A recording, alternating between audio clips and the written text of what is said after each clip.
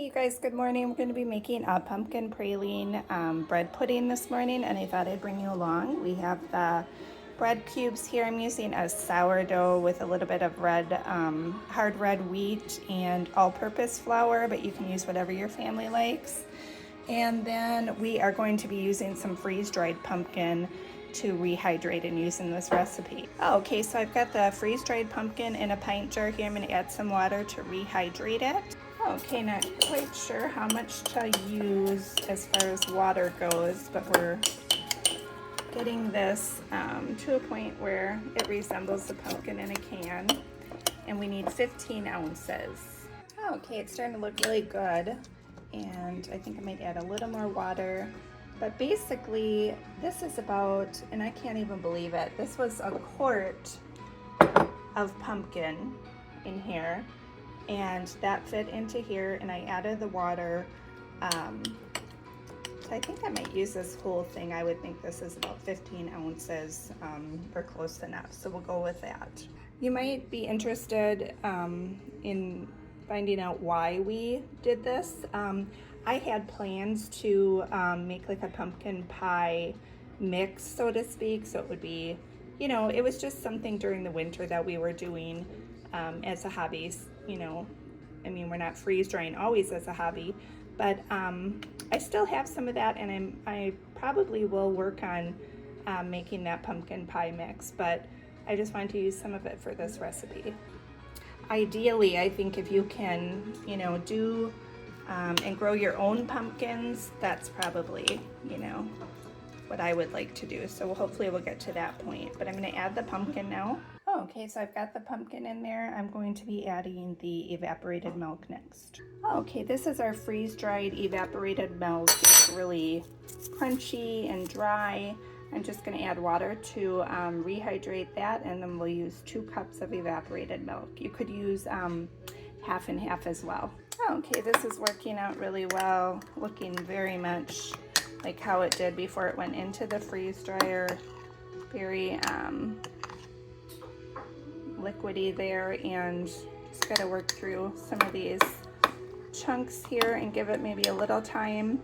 I know a lot of people in the past would add evaporated milk to their coffee, so I think I might have tried it once, but I might try it again. I have a maple salted butter latte that I'm wanting to try probably this afternoon, so I don't know, maybe the evaporated milk would be good. We have that in a quart jar as well, and so that's what I'm using right now. Okay, a pint jar is 2 cups, so I'm going to go ahead and just add water to this, and then we will have our 2 cups. Okay, and the pumpkin went really fast as far as rehydrating and coming together. This, I can see it's just going to take some time for the water to work through some of these chunks, so I'm going to put this off to the side and see what's next. Okay, the recipe is calling for dark brown sugar. I don't have that, but I do have sugar and molasses, so I'll be making my own dark brown sugar. I will be using a little bit of coconut sugar just to use it up. We're looking to get more sucanat and coconut sugar, but we have not sourced that yet. So we'll get started with the dark brown sugar. It calls for 3/4 to 1 cup. I'm going to use 3/4 since we don't like things super sweet. Okay, so I'm going to make a 1/2 cup of brown sugar just with our, this is organic sugar that we get at Costco. I believe it's not called raw sugar.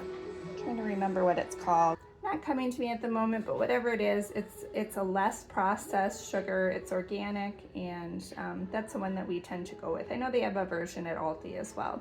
So I'm going to put this sugar in a small bowl, and then I'm going to add the molasses. Okay, so while Roger's doing dishes, I'm going to make the brown sugar, the dark brown sugar. Can't remember the name, natural cane sugar.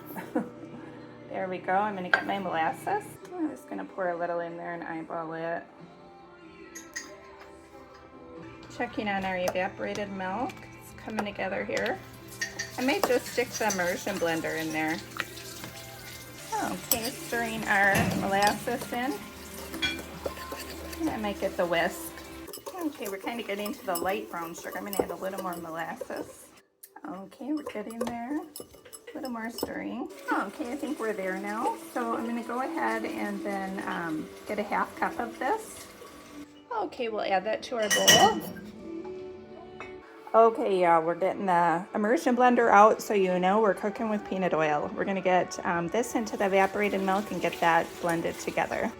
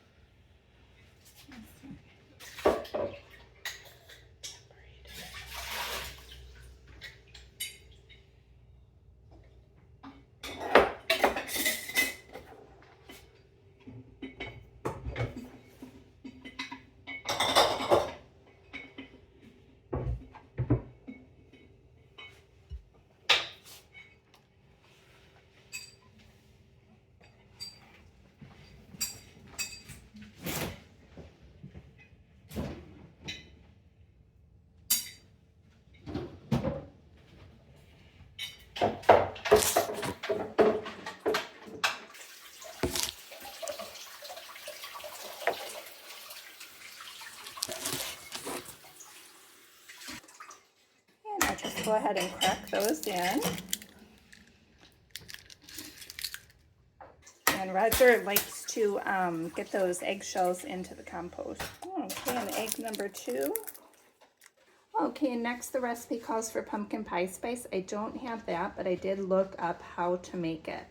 So Ree from Pioneer Woman says pumpkin pie spice is just cinnamon, ginger, nutmeg, allspice, and ground clove. I have all of those, so I'll get that together. Okay, and I made note of that on mine because I'd never buy the pumpkin pie spice. I don't know about you guys, but anyway, I'll have it for when I need it. Okay, we're gonna start with nutmeg, and I'm gonna keep my pumpkin pie spice in here, so I will probably make more than one batch of this. I'm measuring spoon, so let's get going. So it says 2 teaspoons, and I'm gonna probably, let's do a quadruple batch.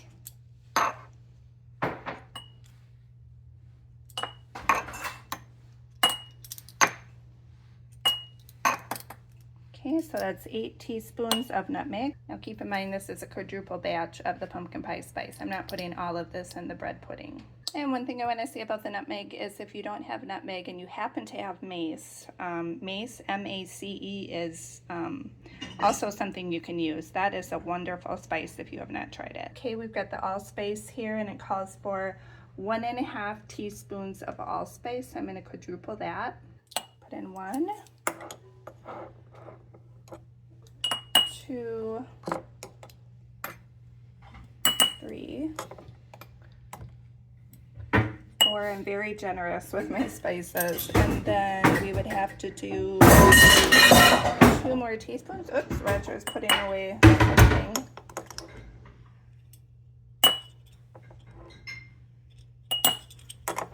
And there we go. So it is basically 6 teaspoons of allspice for a quadruple batch.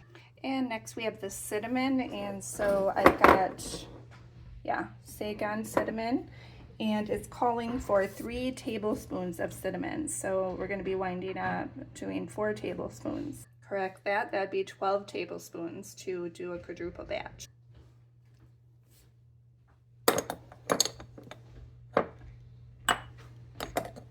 Hopefully my jar is big enough here. If not, I will just move it into something bigger. This is 6, 7, moving into a bigger jar. Oh, it smells wonderful in here. I love that when you get that cloud of spice. We're now in a pint jar. And we were on 7. So here's 8, 9, 10, 11, 12. So cinnamon is, you know, a main component of this pumpkin pie spice. Okay, next we're going on to ginger, and it calls for 2 teaspoons of ginger. So we'll be doing 8 teaspoons of ginger. So I'll do 2 tablespoons, just 6 teaspoons. And we'll pick up with a teaspoon,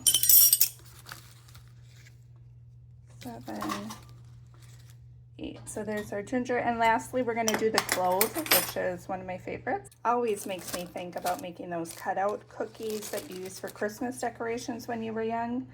My mom did that with us. And then also she did the cloves, poking those into oranges all around to decorate, you know, the whole cloves, and then, you know, using that as a scent decoration for the holidays. And it was just, it's a really good memory. So we're going to get 1.5 teaspoons times 4 into our jar here for the pumpkin pie spice, since we're quadrupling that. Okay, so that would be 6 teaspoons of cloves. So I'm just going to do 2 tablespoons. 1 tablespoon and 2. This one I have to stop and smell. Oh, I just love it. Okay, we're going to keep going here. Now we're turning over and we are getting back to our bread pudding. I will shake and stir everything in this jar. This would be a fun thing to do with kids. I love having these make-ahead spices, especially things for like chili and taco seasoning. That would be a good one for them to do. So then I'm going to get out my vanilla and we're going to add that. Okay, so I'm giving this a good shake. Roger's going to get a label for this. Okay, and for pumpkin pie spice, the recipe calls for 1.5 to 2 teaspoons. I like the flavor, so I'm going to add 2 teaspoons. Okay, so I'm going to add 2 teaspoons. Okay, here's 1.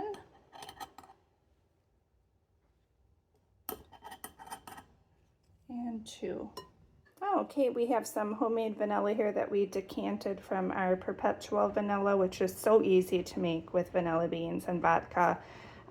We never have to go to the store again for this. So I decanted some because you wind up just adding vodka to your existing batch that you started with, and you just keep going from there. So I might make some more of that for Christmas presents too.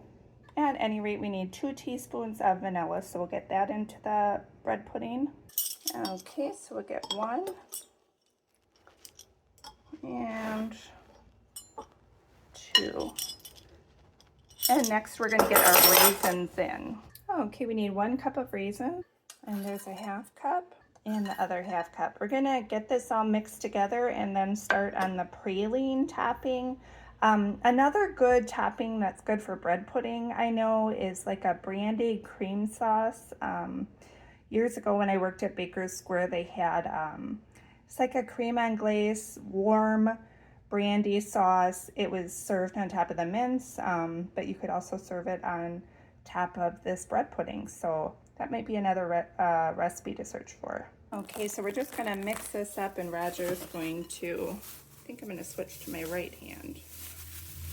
And get all the egg and the pumpkin, raisins, all the bread cubes, spices, dark brown sugar that we made, all the evaporated milk, everything kind of brought together here before we put it into our preheated oven at 350 degrees. And you're going to want to put it into like a 7-inch buttered baking dish. And it will bake for 40 to 45 minutes. But our oven is preheating now, and it's a good idea to let this stand before you put it in the oven for 10 to 15 minutes, just so that everything absorbs. I love making bread puddings. You can make them sweet or savory. If you did not want to do the praline topping or the other brandy topping with the cream, you can just serve with whipped cream or caramel. But we will be getting this into a buttered dish. And that's looking good. We're planning on making this recipe too for our church Thanksgiving. And so we definitely wanted to give it a try. I'm sure it's going to be delicious. Before we brought it to share with our church family and friends. Okay, we'll get the dish. Okay, we're going to wind up using this Pampered Chef stoneware that my mom gave to me. This one is 8 inches. We don't have a 7-inch one, so just use what you have. Yeah, okay, so we changed our mind. We actually are not going to use the stoneware. We're going to use the stainless steel. This we got with our cooking set. It has a lid, so we can, once the bread pudding is cooled, we can just store it in the refrigerator. It's also 8 inches too. Roger says a little less than 8 inches. We were concerned this one wasn't going to be deep enough, but this one is deeper. And we want to make sure to get all of this deliciousness in there. Okay, you guys, we fit the bread pudding in there, so that's a relief. We're just going to spread it before we get it into the oven, just so it's nice and smooth on top. Everything's pressed down in there. And there we go. Okay, Roger's going to put it into the oven. And we're going to do about 40 minutes and then we'll check it. Okay, and our bread pudding is almost done in the oven. So we're going to start the praline topping. So I'm going to get 1 cup of heavy cream. So our package says for 1 cup of heavy cream, add a 1/2 cup of heavy cream powder to 1 cup of water and mix with an electric mixer. Okay, so we have a 1/2 cup of the heavy cream powder, and I'm just going to get a cup of water. Okay, I added the water and I'm going to blend this up.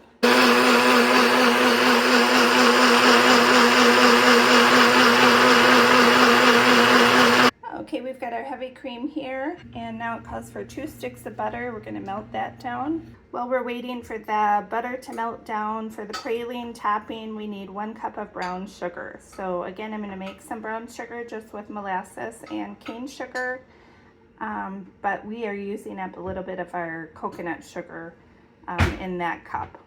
Okay, and I'm not adding the molasses to the sugar because I have the coconut sugar under there, and second thought, I thought I really don't need the molasses for this. And then we need 2 cups of pecan halves or pieces, so I'm going to get those ready. Okay, Roger's stirring this, and the butter's almost melted, so I'm going to add the sugar. And we've got some of that coconut sugar in there, so we opted to leave out the molasses.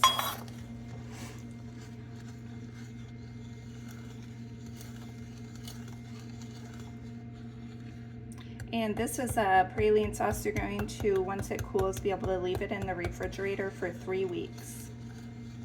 Okay, and right now I'm just rough chopping the pecans. Okay, and we've got the sugar in there and the melted butter, and now we're going to add the cream. Look at that gorgeous color. We might get a whisk. But we're just going to whisk it. And then we are going to bring it to a boil and let it go for 5 to 10 minutes before we add the pecans. Okay, so we've got our boil, so we're going to turn it down so we don't go over. And Roger noticed that you can stop stirring. Just leave it in there. That once we added the cream, it brought the butter and the sugar together. Before the cream, it was kind of separating. So, okay, we're just going to let this go for about 5 minutes, maybe 7 minutes before we add the pecans. Okay, so the praline sauce is thickened, and we are going to add, I mean, how could you go wrong with brown sugar and butter? We're going to add the pecans in. We've got 2 cups here. And when you do use this praline sauce, just make sure to heat it up again before serving it on your bread pudding. I mean, look at that. And that's just going to thicken more as it cools. But we are going to serve some up, so one moment, we'll get some plates. Okay, and we've got it out of the oven here. We could go ahead and unmold it and take it out of here and do a fancier presentation, but we're going to leave it in here because we are going to be, once it's cooled, putting it into the refrigerator. But it really is a showstopper of a dessert, so let's get started here. Okay, we're just going to cut a little bit. I think I'll do like a little wedge. Okay, we've got our piece here on the plate, and we're going to get some of our praline. Look at that, you guys. That is southern. That is glorious. Okay, and we're gonna ladle some of that over our bread pudding.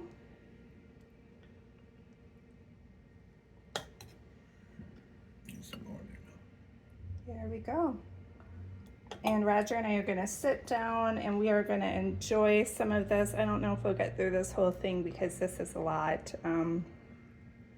But anyway, I hope you guys try this recipe and have a great holiday season, and we'll see you in the next video.